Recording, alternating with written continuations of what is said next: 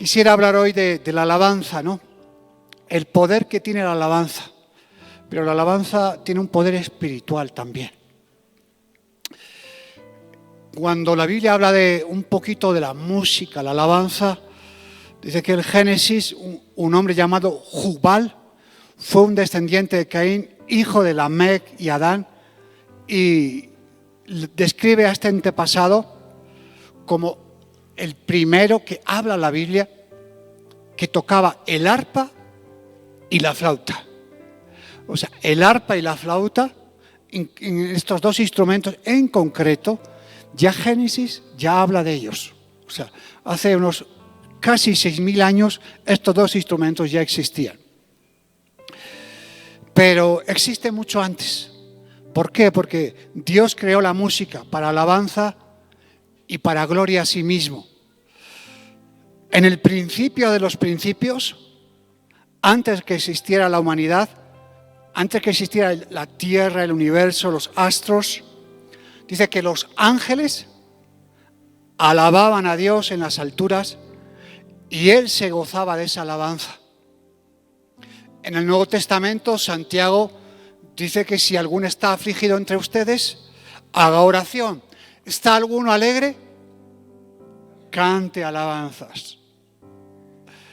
Si nos vamos al Antiguo Testamento, también ahí vemos también que, por ejemplo, antes que Luzbel fuera creado,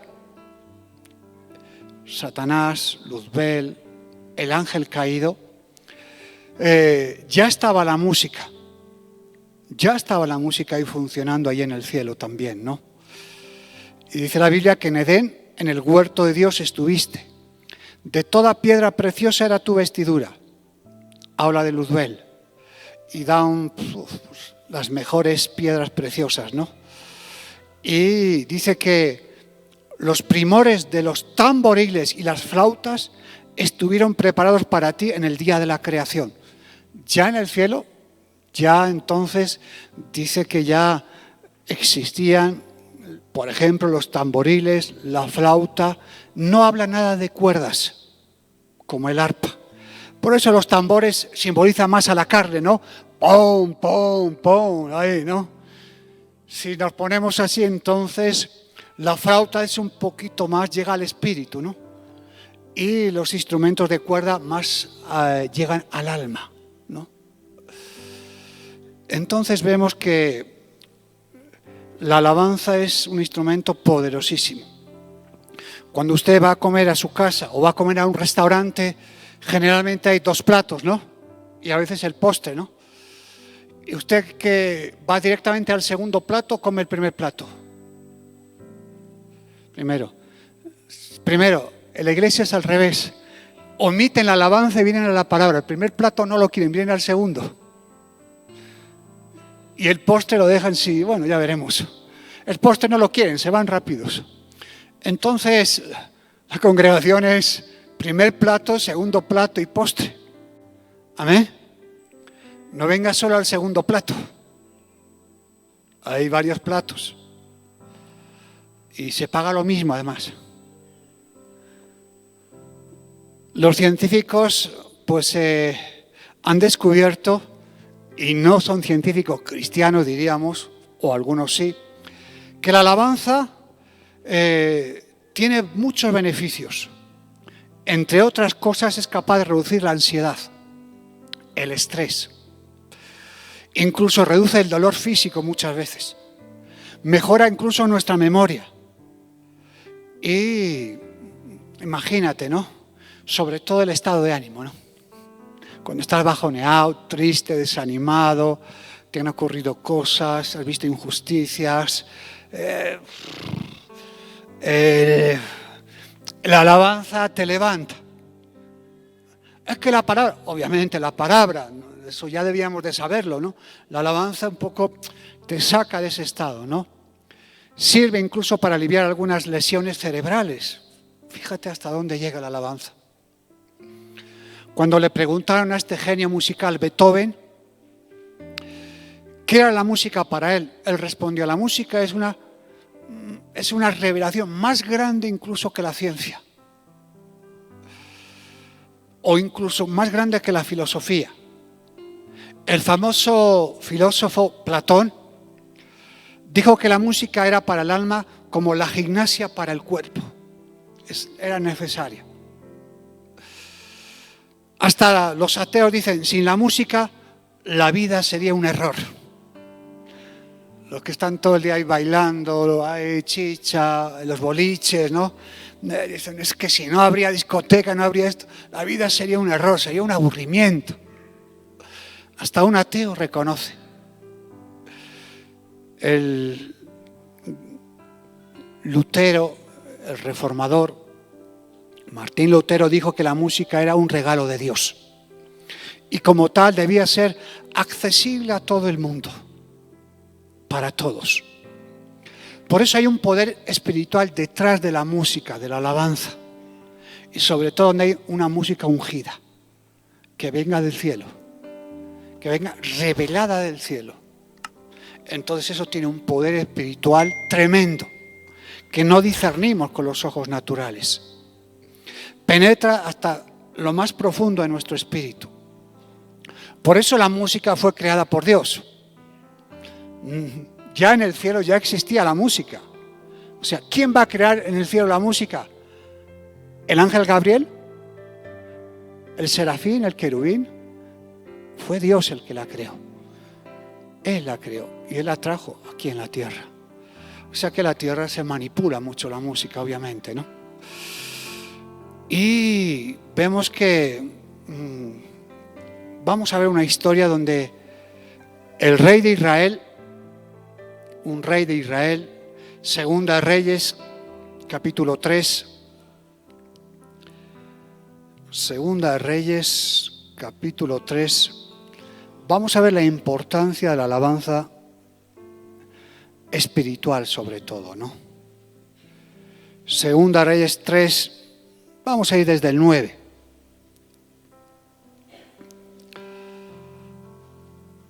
Había un problema muy grande donde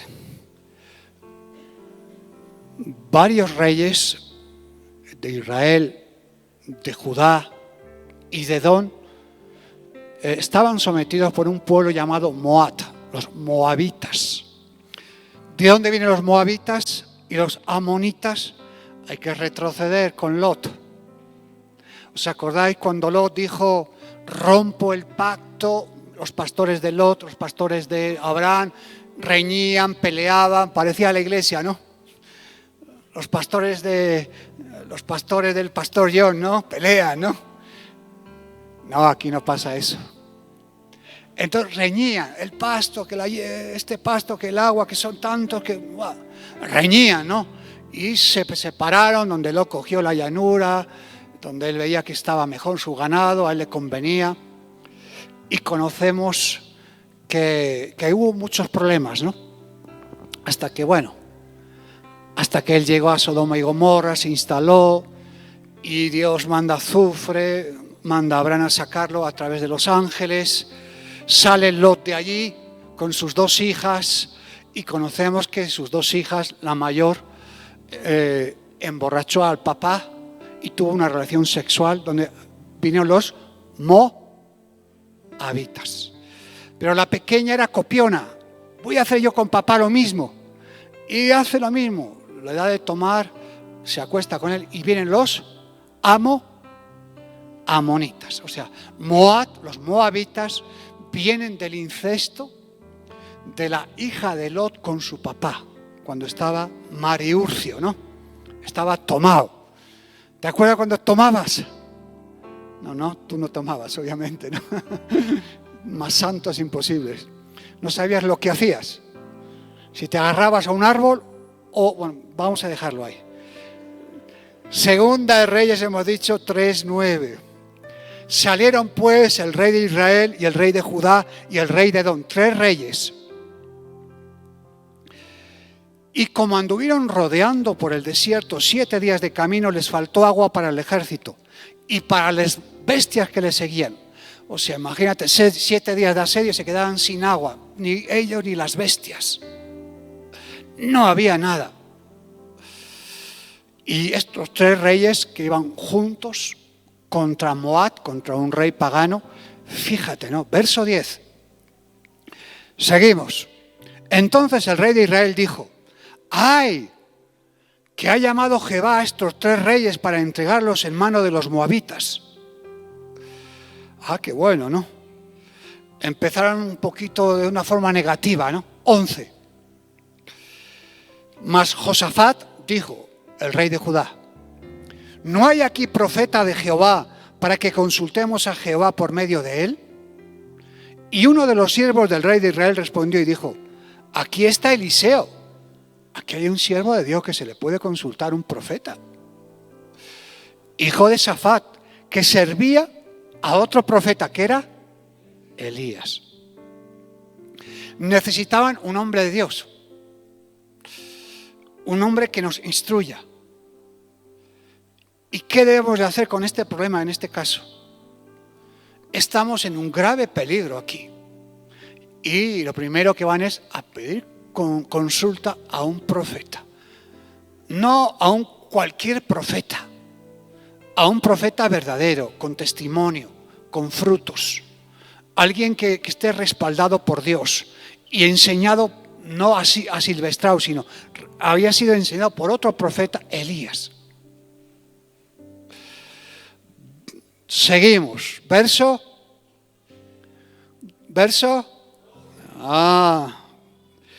¿Y qué dijo Josafat? Este tendrá palabra de Jehová. Y descendieron a él el rey de Israel, Josafat y el rey de Edom, los 3. Vamos juntos. Reconocían que Eliseo era un hombre de Dios. Es muy importante reconocer a los hombres de Dios. Muchos dicen que son hombres de Dios, pero con respaldo, con testimonio. Eso no hay muchos. Hay muchos que hablan muy bien, que dan mensajes muy eruditos, pero cuidado. Seguimos, 13. Entonces Eliseo dijo al rey de Israel: ¿qué tengo yo contigo? Ve a los profetas de tu padre y a los profetas de tu madre.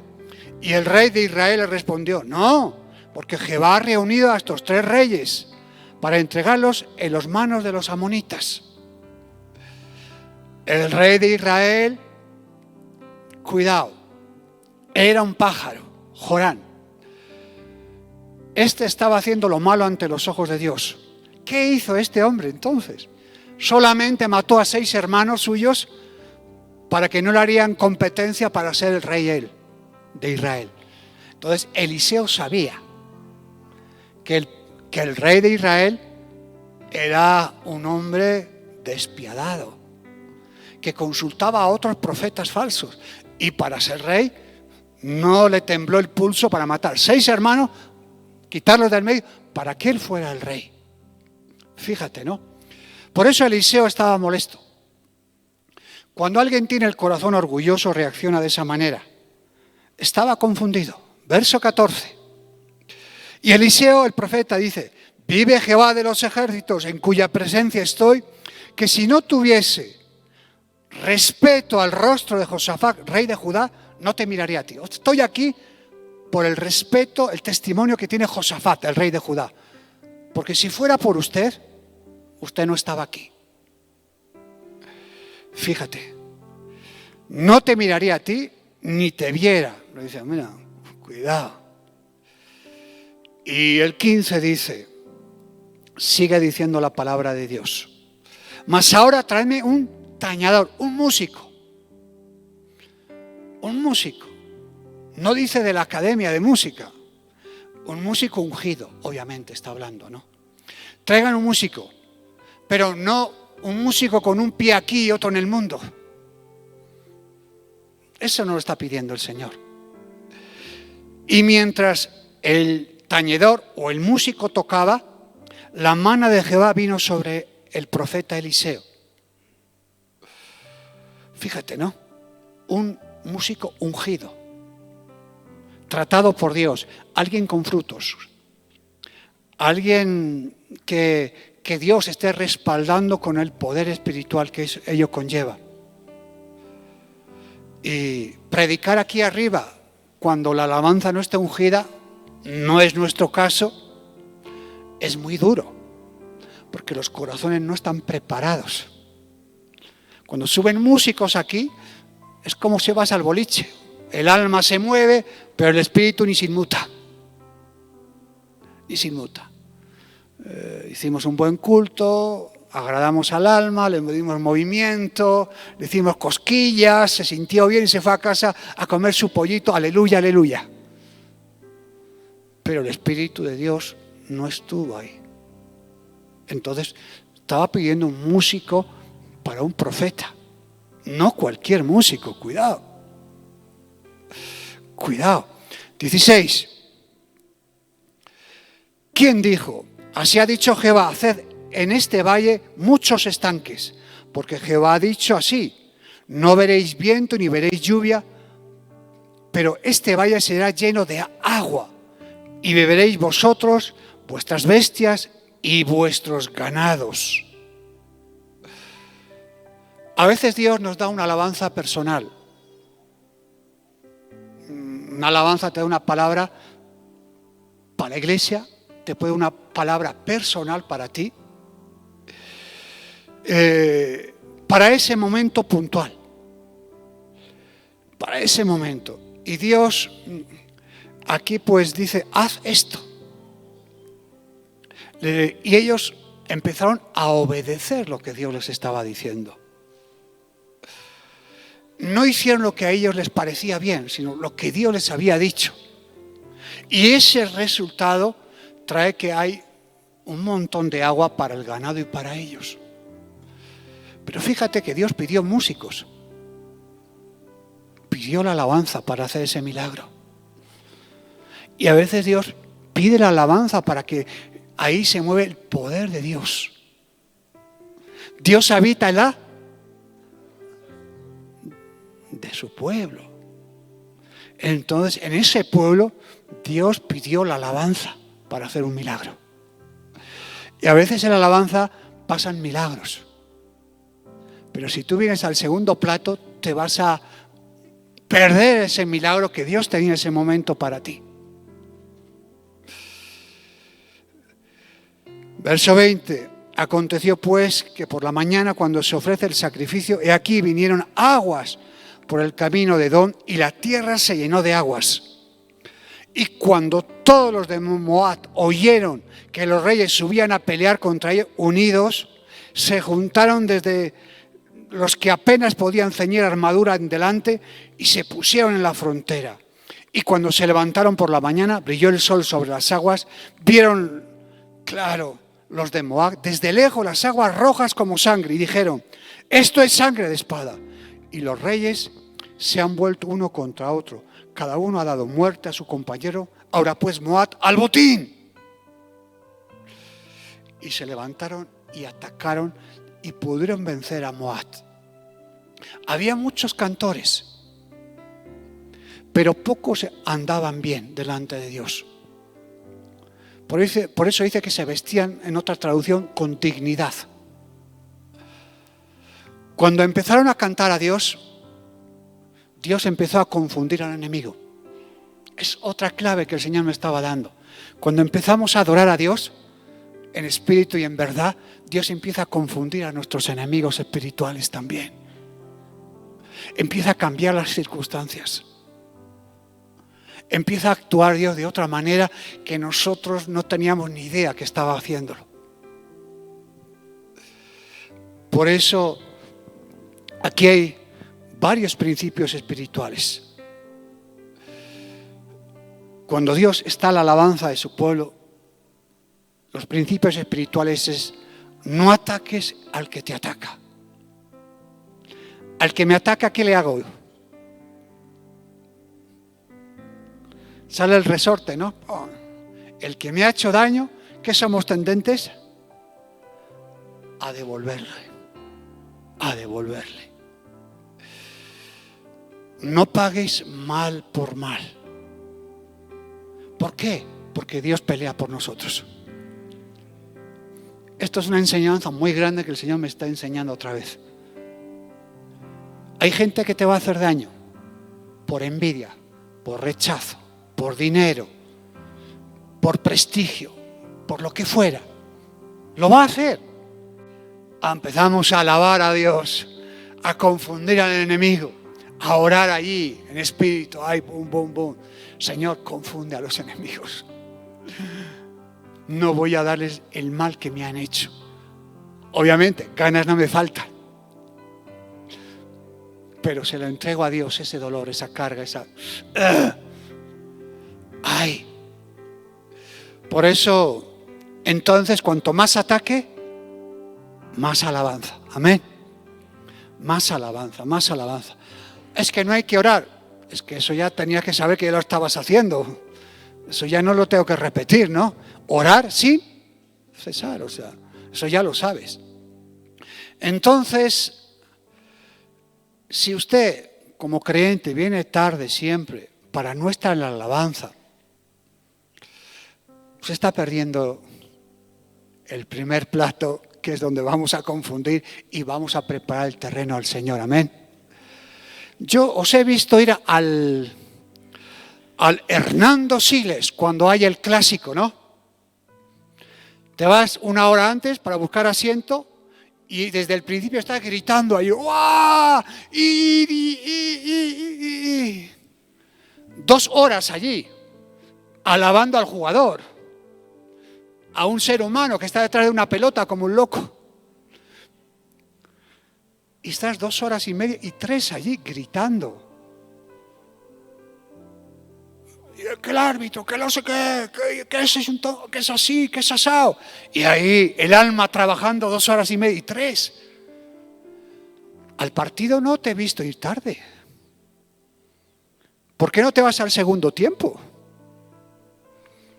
¿O te vas en el último minuto a recoger el poste? ¿Cómo ha ido el partido? No, ahí sí te vas a gritar y llegas antes. Y encima pagando. Encima te quitan el dinero para gritar allí. Vete. Desfógate allí. Todo es lícito, obviamente, ¿no? Pero claro, ubícate también en lo espiritual. Amén. Tómate Ubicatex. Está en la Biblia. Dios habita en la alabanza. Tómate esa pastilla todos los días. Y ya verás cómo te ubicas. Por eso entonces la alabanza exalta los atributos de Dios. Ganaron y derrotaron a Moab sin pelear, sin matar a nadie, sin hacer nada, más que obedecer a Dios y buscar al profeta, buscar la alabanza y tirar para adelante. Amén. Aleluya. ¿Se acuerda de David y Saúl? El primer y segundo rey, Saúl el primero y el segundo David. Cuando Saúl estaba mal, porque un espíritu malo de parte de Jehová lo atormentaba, le dijeron, hay un joven en Israel, en Jerusalén, que toca bien el arpa. Y cuando traían a David y tocaba el arpa, dice que Saúl sentía un alivio muy grande. Pero hay otro pasaje y resulta que había un juez en Israel que se llamaba Samuel. Dice que Samuel ungió al primer y segundo rey, pero cuando ungió a Saúl, al primer rey de Israel, lo unge y le da instrucciones para ir a un cierto lugar, porque allí Dios iba a hacer algo poderoso. Primera de Samuel, capítulo 10. Ahí nos habla también algo bien interesante. Primera de Samuel, capítulo 10, verso 5.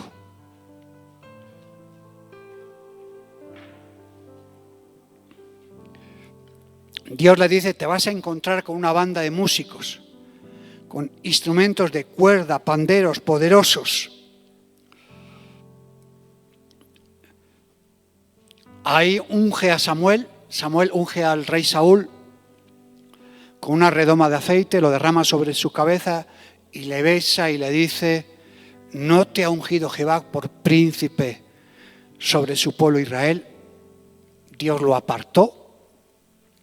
Y dice en el versículo 5, después de esto llegarás al collado, a un monte de Dios, donde hay una guarnición de los filisteos, enemigos acérrimos de Israel. Y cuando entres allá, Saúl, en la ciudad, encontrarás una compañía de profetas que descienden del lugar alto. Delante de ellos hay hombres, sobre todo había hombres, ¿no? Con salterio, con pandero, con flauta, con arpa, y ellos profetizando. Dice además los instrumentos que había. No había batería, obviamente, no había órgano, no había guitarra eléctrica, pero había otros instrumentos de cuerda y de viento, obviamente, ¿no? Verso 6. ¿Qué quiere decirnos todo esto, Señor? Entonces el Espíritu de Jehová vendrá sobre ti con poder y profetizarás con ellos y serás mudado en otro hombre. O sea, habla aquí de un cambio. Serás otro hombre, una persona diferente. El otro día un joven me dijo, estoy pasando dificultades, pero escucho la alabanza, me empiezo a quebrantar y empiezo a limpiar mi corazón. O sea, Dios usa como un medio muy importante la alabanza. Y sobre todo la alabanza cuando es espiritual, cuando la alabanza es ungida, ahí empieza a haber cambios. Ahí empiezan realmente unos cambios profundos y verdaderos dentro de los corazones. Seguimos, verso 7. Cuando te hayan sucedido estas señales, haz lo que te viene en la mano, porque Dios está contigo. Luego bajarás delante de mí a Gilgal, entonces descenderé yo a ti para ofrecer holocaustos y sacrificar ofrendas de paz. Espera 7 días hasta que yo venga a ti y te enseñaré lo que has de hacer. Aconteció luego que al volver él la espada para apartarse de Samuel, le mudó Dios su corazón. Y todas estas señales acontecieron aquel día. Fíjate, 10. Y cuando llegaron allá al collado, al monte, y aquí había una compañía de profetas que venía a encontrarse con él. Y el Espíritu de Dios vino sobre él con poder y profetizó entre ellos. Y aconteció que cuando todos los que le conocían a Saúl, entonces vieron que profetizaban con los profetas, el pueblo decía, el uno al otro, ¿qué le ha sucedido al hijo de Cis, a Saúl? ¿Saúl también es entre los profetas? ¿Cómo que Saúl está con los profetas y profetiza? En un ambiente ungido, en un ambiente espiritual, de alabanza y de adoración, se mueve también algo profético. Algo Dios está trabajando proféticamente ahí. Pero si usted viene en el segundo plato, cansado, lleno de mundo, lleno de cansancio, Dios no se va a manifestar en tu vida. Tienes que venir con esa actitud correcta delante del Padre, con un corazón receptivo, con un corazón dador, con un corazón de que en ese ambiente espiritual te metes y Dios empieza a mover sobrenaturalmente la alabanza y tú, en ese ambiente espiritual, empiezas a profetizar. Cuando tú estás alabando a Dios, estás profetizando. No es solo así dice el Señor. Cuando tú estás orando, estás profetizando. Cuando Dios te da una palabra a Dios, estás profetizando. Pero tiene que ser un ambiente espiritual, donde Dios ahí manifiesta su gloria. Y tenemos que aprender a movernos ahí. Empezar a entender esos tiempos. Y cómo Dios te quiere usar esos momentos también de adoración y de alabanza. Les extrañaba al pueblo, porque Saúl no era muy espiritual. Les extrañaba, ¿cómo es que Saúl está profetizando? Está profetizando con los profetas, pero había un ambiente espiritual de alabanza, de adoración. de rendimiento. Ahí fue la clave. Sí, es que más adelante sabemos que Saúl no se guardó, desobedeció a Dios, sí, se desvió. Yo he visto a muchos que han empezado muy bien, pero acaban desviados, retrocediendo, con pecados groseros incluso a veces. Sí, el pueblo eligió a ese rey. Ellos incitaron en todo momento que Dios les diera un rey. Dios ahí se lo dio.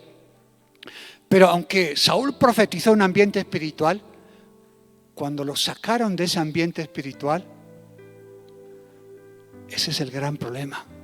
Cuando te sacan de ese ambiente espiritual, de la protección de Dios, de la cobertura de Dios, cuando lo sacaron, Saúl ya era otra persona.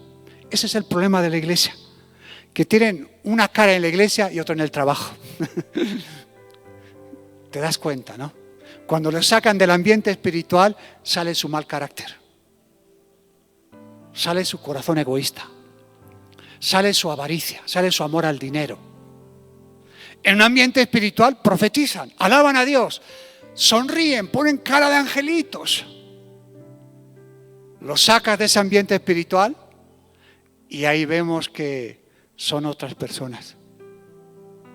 Saúl salió de ese ambiente y empezó a brotar lo que había en su corazón. Y todos conocemos, ¿no?, cómo Saúl pudo salir de ese ambiente, empezó a desobedecer a Dios, se puso muy soberbio, pero en un ambiente de adoración y alabanza el Señor se derramaba.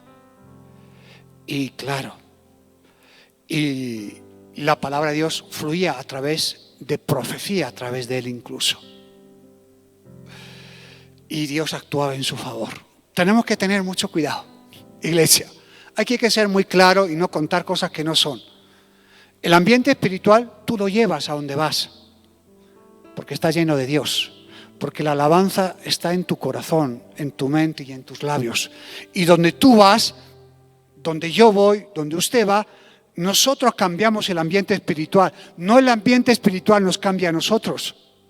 Ese es el problema. ¿De qué te vale aquí profetizar si cuando sales a la calle haces todo lo contrario? Tú eres la alabanza, tú eres el holocausto, tú eres, no el instrumento. Entonces, cuando tú entiendes eso, ahí la alabanza la vas llevando tú a donde vas. Eres tú la alabanza allí, tú eres el instrumento, obviamente. Amén, iglesia. ¿Y cuándo lo vamos a hacer? Hechos, para acabar, capítulo 16, verso 16. Habían ido a Pablo y Silas. El lugar donde estaban, ya lo compartí otra vez, era un ambiente espiritual muy denso, muy pesado, donde allí había unas catatumbas, había unos sitios donde se hacían ritos durante muchos años a los dioses paganos. Era un sitio estratégico de brujería. Entonces, Pablo y Silas, Hechos 16, fueron encarcelados en esa ciudad, en Filipos. Aconteció que mientras íbamos a la oración, iban a hacer algo espiritual, obviamente, ¿no? No iban a hacer otra cosa, iban a la oración. Generalmente a la oración iban a una sinagoga o iban al templo. En Filipos había judíos, entonces los discípulos siempre empezaban a la sinagoga de los judíos. Eran judíos, pues iban a la sinagoga de los judíos. O sea, iban a orar. Y dice que en ese tiempo nos salió al encuentro una muchacha que tenía un espíritu de adivinación, la cual daba gran ganancia a sus amos adivinando.